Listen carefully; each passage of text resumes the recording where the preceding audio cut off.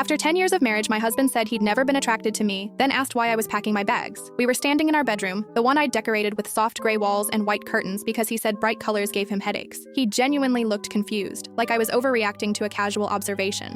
"What do you mean, why?" I asked, folding another shirt into my suitcase. "I was just being honest," he said. "Isn't that what marriage counseling taught us? Radical honesty?" Radical honesty. That's what our therapist had called it during our first session 2 weeks ago. The one he'd shown up to hungover, checking his phone while I explained how lonely I felt. When Dr. Morrison asked him to share his feelings, he'd launched into this speech about how he'd married me for stability, not passion. How physical attraction wasn't everything. How I should be grateful he chose me at all. I'd sat there stunned, while Dr. Morrison nodded encouragingly, like my husband had just made some breakthrough. That night, I started planning. See, what my husband didn't know was that I'd been documenting everything for years. Every late night at the office that smelled like perfume, every suspicious charge on our joint credit card, every time he'd pushed my hand away when I reached for him, then blamed me for not being understanding enough about his stress. I'd installed that app on our shared laptop 6 months ago, the one that recovered deleted browsing history, found his secret Instagram account, his Tinder profile, messages to at least 4 different women about how his wife didn't understand him, how I'd let myself go, how he was just waiting for the right moment to leave. But here's the thing about being underestimated. People get careless. My husband thought I was too dependent to leave, too afraid.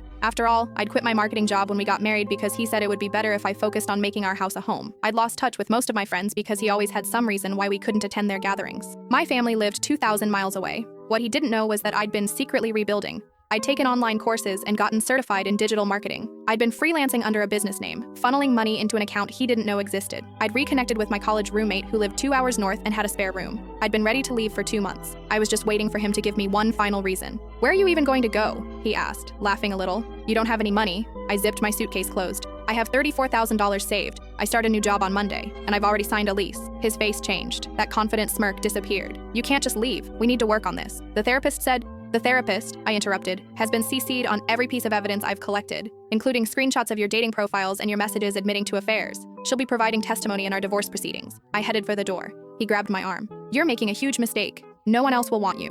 I pulled free and looked at him directly. Really looked at him for the first time in years. This man who'd slowly convinced me I was lucky to be tolerated, who'd made me feel small and grateful and invisible. "Good thing I've learned to want myself," I said. I walked out. Filed for divorce the next morning. By the end of the month, I had a restraining order after he showed up at my new apartment making threats.